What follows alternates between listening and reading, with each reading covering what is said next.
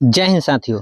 दोस्तों आज हम लोग बिहार एसएससी के सेट नंबर 12 का प्रैक्टिस करने वाले, जो इस बुक का प्लेटफॉर्म का जो सेट चला है इसका लास्ट सेट होगा। ठीक है, तो चलिए शुरू करते हैं आज के सेशन का पहला सवाल। सवाल नंबर 1 है, स्तनधारियों में लिंग क्रोमेटिन या बार बॉडी होते हैं, उसका उदाहरण है। कौन सा उदाहरण है ये आपसे पूछ रहा है। तो इस सवाल का सही जवाब जो होगा दोस्तों वो हो जाएगा ऑप्शन नंबर बी। क्या हो जाएगा? ऑप्शन नंबर बी हो जाएगा। ठीक है, वैकल्पिक हेटेरोक्रोमेटिन, ऑप्शन नंबर बी इसका सही जवाब है। नेक्स्ट सवाल पे चलते हैं। सवाल नंबर 2, उस मॉडल का नाम बताइए जिस पर भारत की दूसरी पंचवर्षीय योजना आधारित है। दूसरी पंचवर्षीय योजना दोस्तों पीसी महालोबिस के मॉडल पर आधारित है। ऑप्शन नंबर ए इस सवाल का सही जवाब हो जाएगा।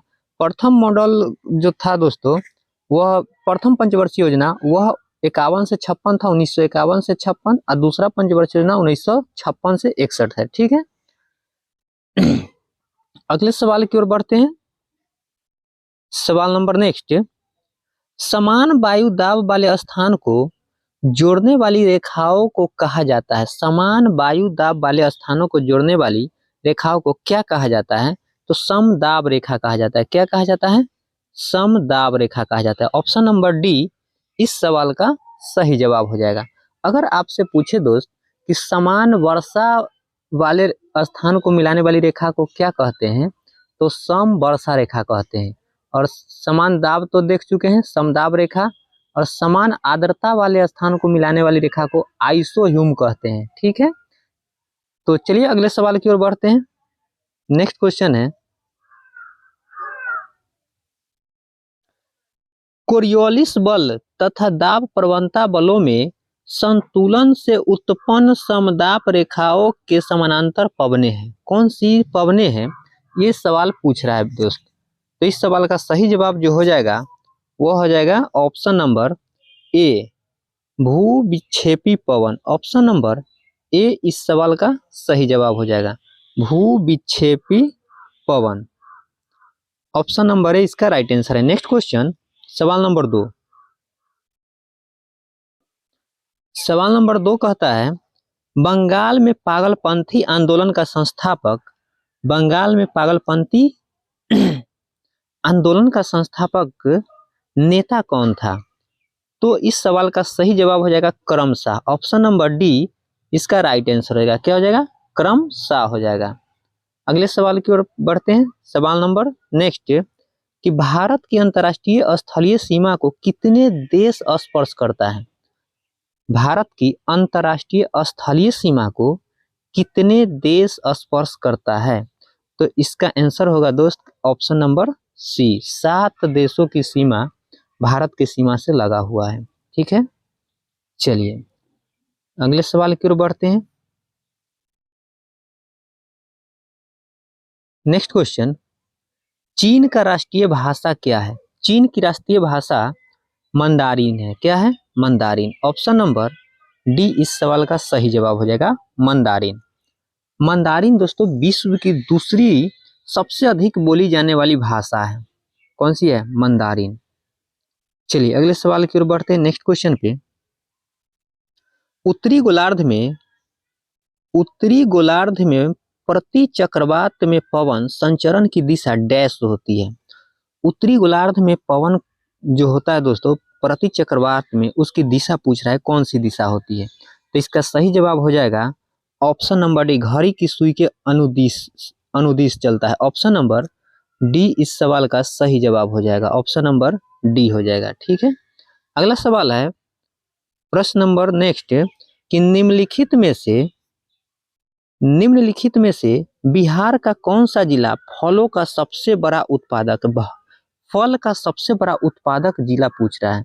तो बिहार का वह है मुजफ्फरपुर। कौन सा है? मुजफ्फरपुर। ऑप्शन नंबर डी इस सवाल का सही विकल्प हो जाएगा। चलिए आगे बढ़ते हैं अगले प्रश्न पे। नेक्स्ट क्वेश्चन है कि वुड डिस्पैच किस क्षेत्र से संबंधित है? किससे संबंधित है? तो वुड डिस्पैच दोस्तों यह जो है शिक्षा से संबंधित है। किससे संबंधित है? शिक्षा से संबंधित है। ऑप्शन नंबर ए इसका सही जवाब हो जाएगा, शिक्षा से संबंधित है। नेक्स्ट सवाल, क्वेश्चन नंबर नेक्स्ट है कि 2024 का ओलंपिक कहाँ आयोजित होगा? 2024 का ओलंपिक जो होगा दोस्त वह कहाँ आयोजित होगा? तो यह फ्रांस के पेरिस में होने वाला है। कहाँ पे होगा? फ्रांस में। ऑप्शन नंबर सी इसका सही जवाब हो जाएगा। चलिए अगले सवाल की ओर बढ़ते हैं। नेक्स्ट क्वेश्चन पे आइए। किस तत्व तक अष्टक का नियम लागू पाया गया? अष्टक का नियम जो है दोस्तों वह कौन से तत्व तक लागू होता है? तो इसका सही जवाब हो जाएगा कैल्शियम। ऑप्शन नंबर ए इस सवाल का सही जवाब हो जाएगा, कैल्शियम तक के। और यह जो है अष्टक का नियम, आवर्त सारणी के अष्टक का नियम जो था यह न्यूलैंड्स ने दिया था। किसने दिया था? न्यूलैंड्स ने। जिस समय यह न्यूलैंड्स ने नियम दिया था उस समय तत्वों की संख्या 56 था। कितना? 56। चलिए अगले सवाल पे आते हैं। नेक्स्ट क्वेश्चन, प्रथम संशोधन अधिनियम 1951 में, प्रथम संशोधन अधिनियम 1951 में क्या हुआ था? ये 4 ऑप्शन है। तो दोस्तों क्या हुआ था? तो प्रथम संविधान संशोधन अधिनियम हुआ था, उसमें 9वीं अनुसूची को जोड़ा गया था। ऑप्शन नंबर बी इस सवाल का सही जवाब हो जाएगा। प्रथम संशोधन था 1951 में, 9वीं अनुसूची को जोड़ा गया था। नेक्स्ट क्वेश्चन, जल के पोषक समृद्धि द्वारा झील का प्राकृतिक काल प्रभावन यानी एजिंग दर्शाने की क्रिया को क्या कहते हैं? तो इसका सही जवाब होगा सुपोषण। क्या कहते हैं? सुपोषण। ऑप्शन नंबर ए इसका राइट आंसर हो जाएगा। नेक्स्ट,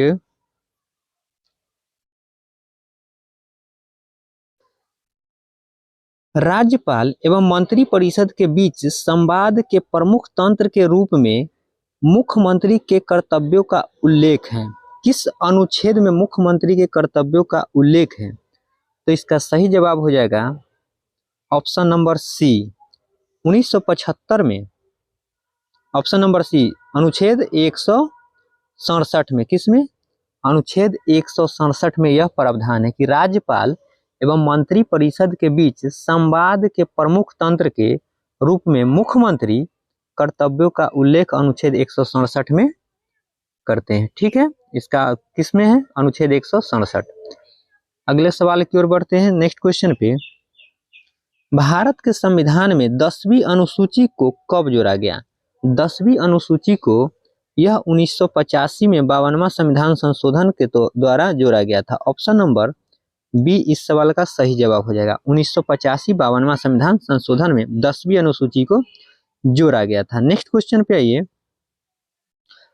रोग स्लीपद है, एलिफेंटिएसिस का कारक है। किस कारण से रोग स्लीपद होता है?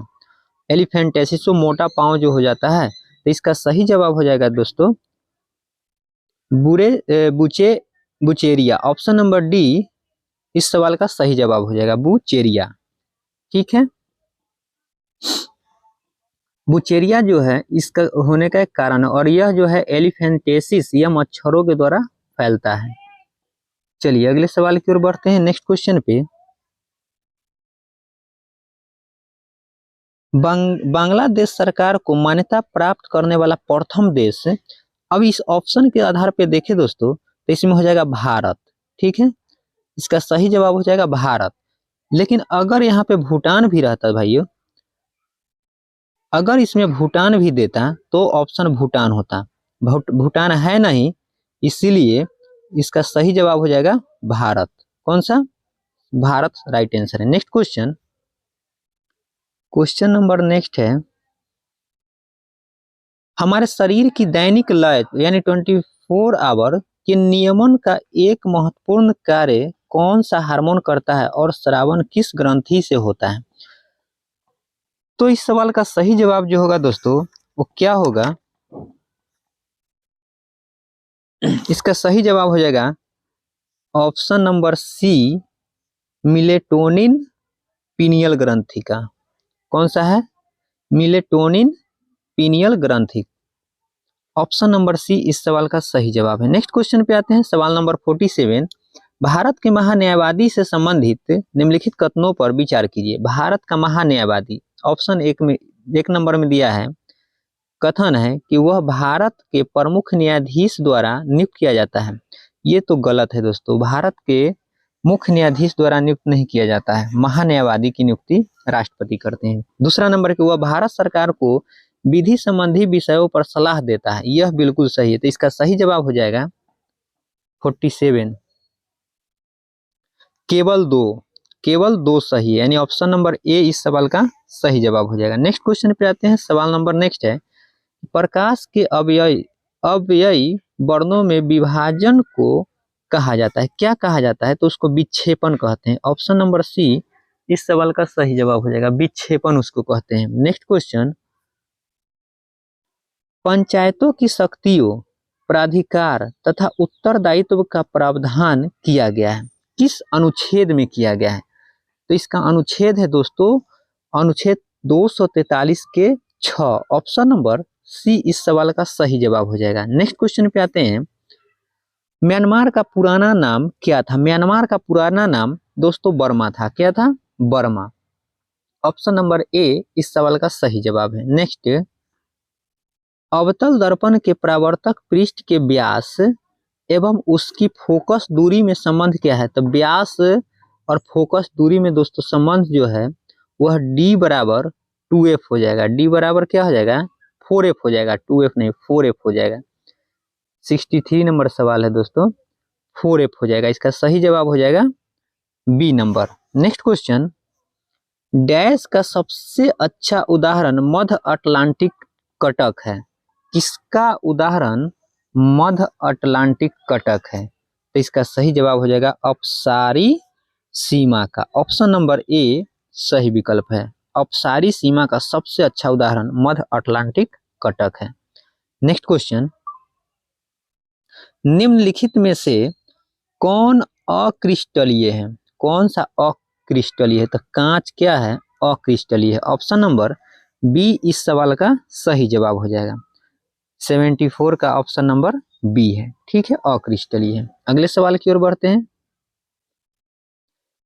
कजाकिस्तान की राजधानी क्या है? कजाकिस्तान कहे चाहे कजाकिस्तान कहे, इसकी राजधानी क्या है? तो दोस्तों इसकी राजधानी जो है वो हो जाएगा ऑप्शन नंबर सी अस्ताना। क्या हो जाएगा? अस्ताना। कजाकिस्तान की राजधानी या कजाकिस्तान की राजधानी अस्ताना है। ठीक है, चलिए अगले सवाल की ओर बढ़ते हैं। नेक्स्ट क्वेश्चन पे आते हैं। सवाल नंबर 87, भारत में मिड डे मील योजना कब प्रारंभ की गई थी? भारत में मिड डे मील योजना यह 15 अगस्त 1995 को प्रारंभ की गई थी। 15 अगस्त 1995 को ध्यान में रखिएगा, 15 अगस्त 1995 को भारत में मिड डे मील योजना प्रारंभ हुआ था। नेक्स्ट क्वेश्चन, कि निम्न में से किस कहवा की किस्म का उत्पादन भारत में सबसे अधिक होता है? भारत में सबसे अधिक कौन से किस्म का कहवा का यानी कॉफी का उत्पादन होता है? तो अरेबिका का होता है। किसका होता है? अरेबिका का। ऑप्शन नंबर ए इस सवाल का सही जवाब है। अगले सवाल पे आते हैं कि भारत में स्थापित पहला राष्ट्रीय उद्यान, भारत में स्थापित पहला राष्ट्रीय उद्यान कौन सा है? तो जिम कॉर्बेट राष्ट्रीय उद्यान है। कौन सा है? जिम कॉर्बेट राष्ट्रीय उद्यान। ऑप्शन नंबर बी इस सवाल का सही जवाब है। अगले सवाल की ओर बढ़ते हैं। नेक्स्ट क्वेश्चन पे कहता है कि पद्म विभूषण विजेता प्रभा अत्रे या अन्य पर ही निम्न में से किससे जुड़ी हुई है? तो पद्म विभूषण विजेता है प्रभा अत्रे, निम्नलिखित में से किससे जुड़ी है? तो वह एक स्वर संगीतकार थी। ऑप्शन नंबर बी इस सवाल का सही जवाब है। चलिए अगले सवाल की ओर बढ़ते हैं। और एक सवाल दोस्तों कि प्रभा अत्रे जो है यह किस घराने से संबंधित है? तो इनका घराना है किराना घराना। कौन सा है? किराना घराना। नेक्स्ट क्वेश्चन, दिल्ली के लाल किले में मोती मस्जिद का निर्माण किसने करवाया था? दिल्ली के लाल किले में मोती मस्जिद का निर्माण किसने करवाया था?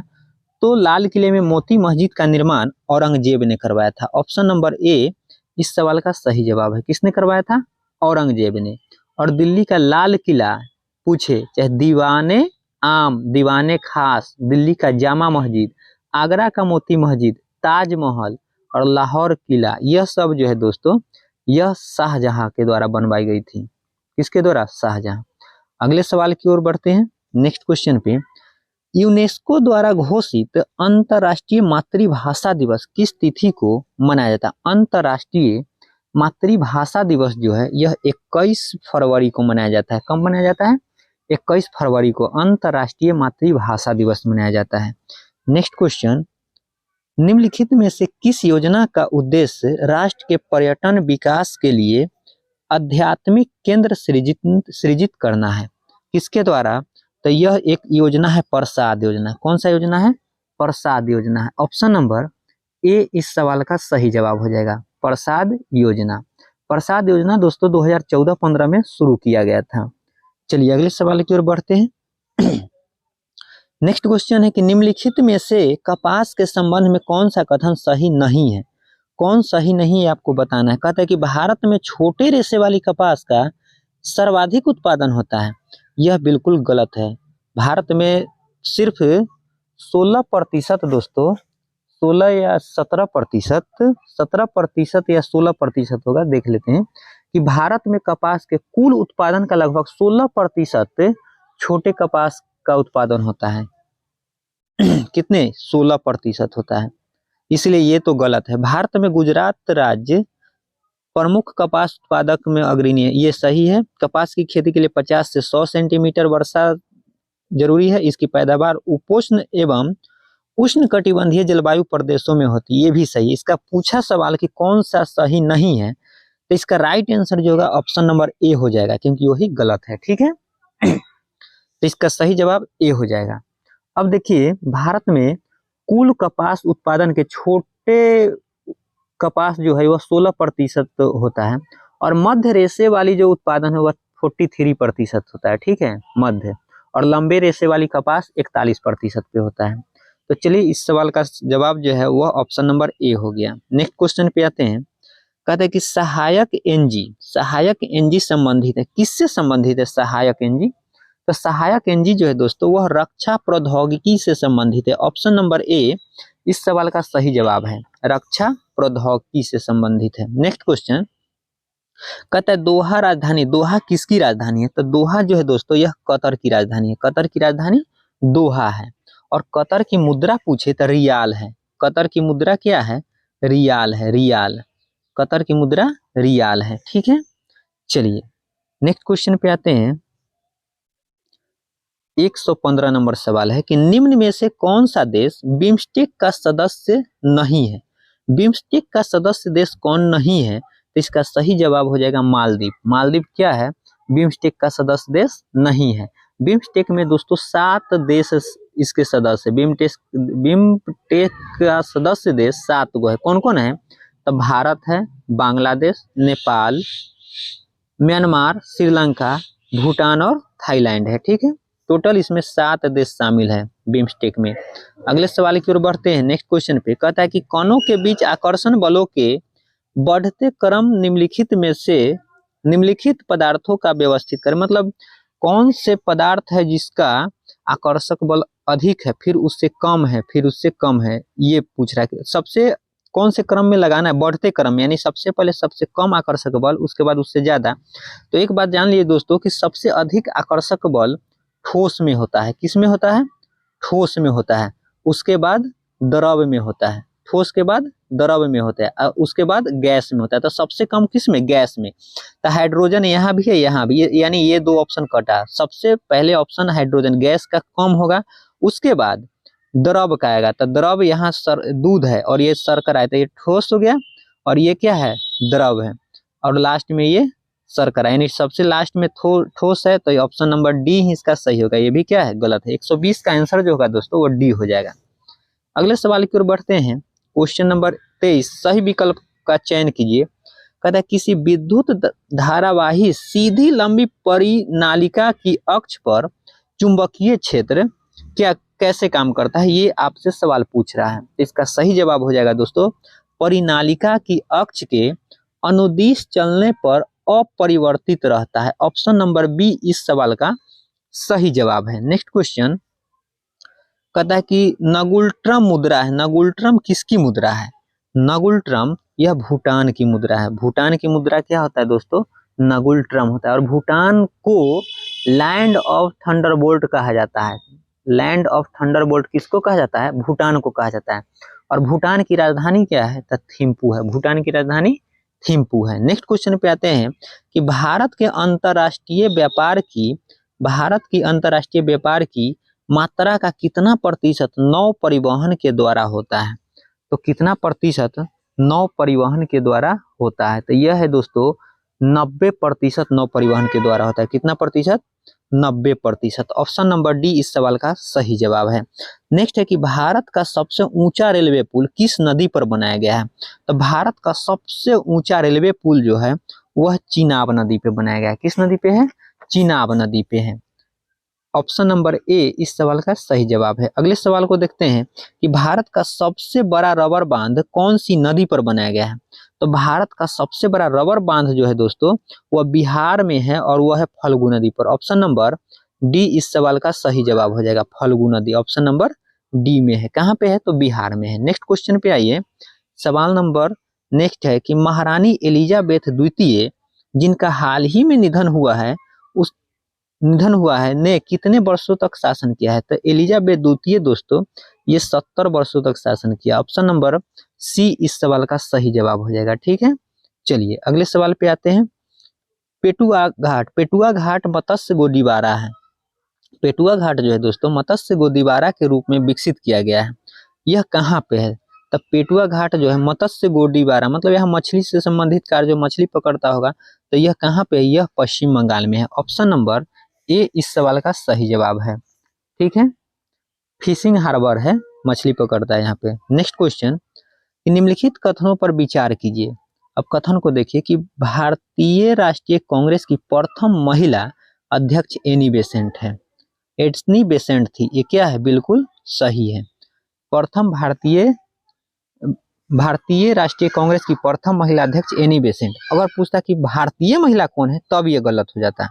ठीक है, नेक्स्ट पॉइंट है कि भारतीय राष्ट्रीय कांग्रेस के प्रथम मुस्लिम अध्यक्ष बदरुद्दीन तैयब जी थे। ये भी बिल्कुल सही, यानी एक और दो दोनों सही है। तो ऑप्शन नंबर बी इस सवाल का राइट आंसर हो जाएगा। ऑप्शन नंबर बी सही जवाब है। अगले सवाल कि बक्सर विद्रोह संबंधित था। अब देखिए बक्सर विद्रोह, यहाँ पे भारत का कहीं पे कोई जिक्र नहीं है, कोई भी स्थान नहीं है। तो बक्सर विद्रोह चीन में भी हुआ था दोस्तों। बक्सर एक कहाँ पे है? चाइना में भी है। तो इस सवाल का सही जवाब हो जाएगा चीन से संबंधित है। कहाँ से है? चीन से संबंधित है बक्सर विद्रोह। नेक्स्ट सवाल पे आते हैं। बिहार सोशलिस्ट पार्टी के प्रथम अध्यक्ष कौन है? बिहार सोशलिस्ट पार्टी के प्रथम अध्यक्ष कौन है? यह हो जाएगा Acharya Narendra Dev. Option number C इस सवाल का राइट आंसर हो जाएगा, Acharya Narendra Dev. Option number Bihar socialist party के प्रथम अध्यक्ष आचार्य नरेंद्र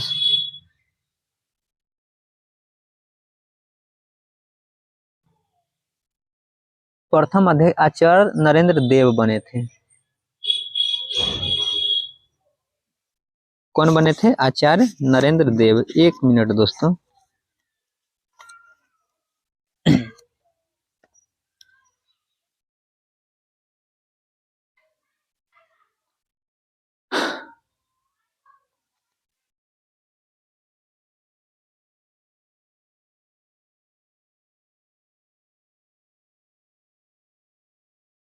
चलिए नेक्स्ट क्वेश्चन पे आते हैं।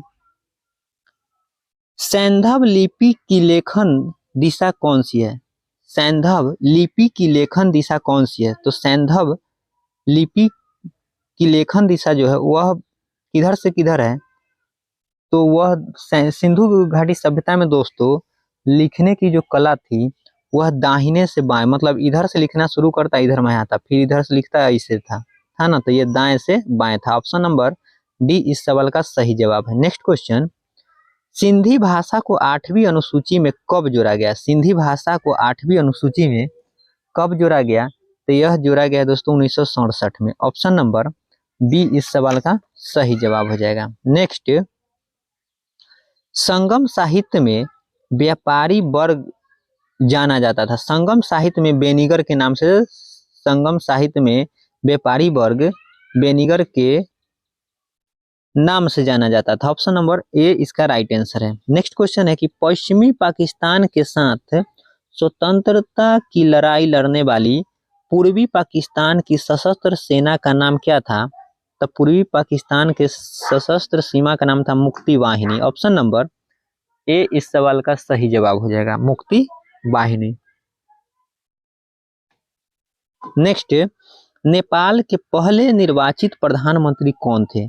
नेपाल के पहले निर्वाचित प्रधानमंत्री कौन थे? तो इसका जो प्रधानमंत्री थे वह थे विश्वेश्वर प्रसाद कोइराला, विश्वेश्वर प्रसाद कोइराला। ऑप्शन नंबर डी इसका सही जवाब हो जाएगा। ठीक है, चलिए नेक्स्ट क्वेश्चन पे आते हैं और लास्ट क्वेश्चन है कि अपच में उपचार के लिए निम्न में से किस प्रकार की दवाओं का उपयोग किया जाता है? अम्लत्वनाशक जिसमें अम्ल हो, ठीक है, इसी को कहते हैं एंटासिड। क्या कहते हैं? एंटासिड।